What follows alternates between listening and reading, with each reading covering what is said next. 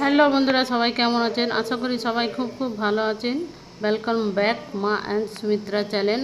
বন্ধুরা, তো আপনারা কেমন আছেন কমেন্টে অবশ্যই জানাবেন। অনেক দিন পর একটা ভিডিও নিয়ে এসেছি আমি। তো আজকে কচুরিটা কিভাবে বানিয়েছি সেটাই শেয়ার করছি বন্ধুরা। শুরু থেকে শেষ পর্যন্ত ভিডিওটা আপনারা দেখবেন, সাথে থাকবেন, পাশে থাকবেন। এখন আমি দেশের বাড়িতেই আছি, মানে আমাদের আদি বাড়িতেই আছি। তো ছাতু নিয়েছি, ছাতুর মধ্যে নুন, চিনি আর দিয়ে দিলাম একটু জোয়ান। তো ছাতুটাকে ঝরঝরে করে মেখে নিতে হবে, হালকা জল দিয়ে দিয়ে।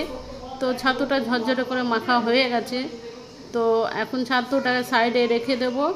তারপরে এখন ময়দা মাখবো। ময়দাতে আমি দিয়ে দিচ্ছি চিনি, নুন আর গরম জল দিয়ে আমি নুন, চিনি আর একটু সাদা তেল দিয়ে ভালো করে এখন ময়দাটাকে মেখে নেব। তারপরে এগুলোতে এখন লেচি কেটে তারপরে আমি এখন ময়দাটা মাখছি। এখন ময়দা মাখা হয়ে গেলে লেচি কেটে তার মধ্যে এখন যে আমি ছাতুর পুরটা করে রেখেছি সেটাই এখন লেচি কেটে, আমার বোন সাহায্য করছে আমার সাথে। আমার বোন এসছে, দেখাবো আমি অন্য ভিডিওতে অবশ্যই দেখাবো। তো বোন এখন লেচি কেটে তারপরে ছাতুর মধ্যে ছাতু ভরে দিচ্ছে আর কি। তো কমেন্টে অবশ্যই জানাবেন বন্ধুরা, আপনারা আশা করি বুঝতে পারছেন আমার ভিডিওটা। আর কে কোথা থেকে দেখছেন একটু কমেন্টে অবশ্যই জানাবেন। আমি অপেক্ষায় থাকি, আপনাদের কমেন্ট করার অপেক্ষায় থাকি কি আপনারা কমেন্ট করবেন কোথা থেকে, কে কোথা থেকে দেখছেন একটু কমেন্টে জানাবেন। তেলটা গরম হয়ে গেছে, সাদা তেল।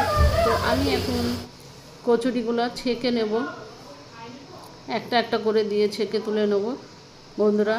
তো কে কে ছাতুর কচুরি খেয়েছেন কমেন্টের মাধ্যমে অবশ্যই জানাবেন বন্ধুরা। আর কে কোথা থেকে দেখছেন আমাকে একটু কমেন্টে জানাবেন বন্ধুরা। আমার কমেন্ট করতে আপনাদের খুবই ভালো লাগে বন্ধুরা। তো আশা করি আপনারা বুঝতে পেরেছেন আমার ভিডিওটা। তারপরে আমি এখন আলুর এটা পুরো সম্পূর্ণ নিরামিষ আছে, আর আলু দম দিয়ে খেতে পারেন। আপনারা চাইলে আলুর দম করে নিতে পারেন, কিন্তু আমি এখানে আলু চচ্চড়ি করেছি। তো এখন আমরা খাবো সবাই মিলে, এনজয় করব বন্ধুরা। যদি ভিডিওটা ভালো লাগে তো ভিডিওটা অবশ্যই লাইক, শেয়ার, সাবস্ক্রাইব করে দেবেন। আশা করি আপনারা বুঝতে পেরেছেন।